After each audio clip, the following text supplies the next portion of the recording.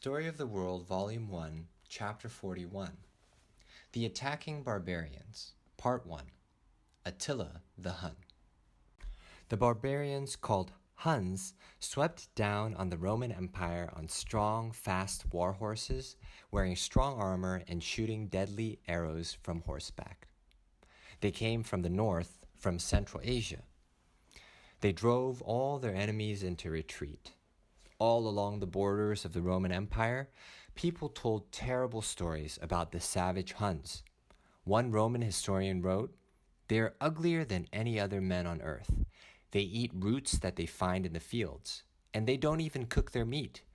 Instead, they put the raw meat between their saddles and the backs of their horses and ride on it all day. Then, they eat it." The Huns taught their babies to ride horseback even before they could walk. And Hun children didn't go to school.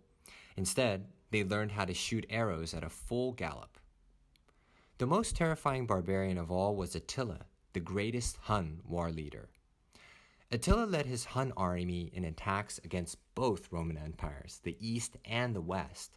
He was so powerful that the Romans began calling him the Scourge of God. They thought that God was punishing them by sending Attila the Hun to attack their borders. The Western Roman emperor and his advisors tried to think of a way to keep Attila away. But the emperor's sister, Honoria, had different ideas. Honoria was bored with life at the Roman court. She was tired of being a great lady, and her brother, the emperor, wanted her to marry a weak, ugly man whom she didn't love. "If you don't marry him," he told her, "I'll throw you in jail." So Honoria wrote a letter to Attila the Hun. "Come and rescue me," she wrote. "If you do, I will marry you." She paid a servant to take this letter and her favorite ring to Attila. The servant rode for days and days to reach Attila's army, which was camped at the borders of the Western Roman Empire. When Attila read Honoria's letter, he thought, "This is my chance to invade the empire and take it for myself." So he sent a message back to the emperor. The message was, "I am engaged to be married to your sister Honoria. I want half of your empire as a wedding present, and I'm coming to claim it now." Attila and his men fought their way through Gaul and finally marched down into Italy. They conquered and burned the cities in their path. Finally, the emperor offered to pay Attila a huge amount of money to leave Italy. And he promised to send Attila money every year if only Attila would leave Italy alone. Attila agreed to leave Italy, but he warned, "I want Honoria sent to me as my wife, or I will return."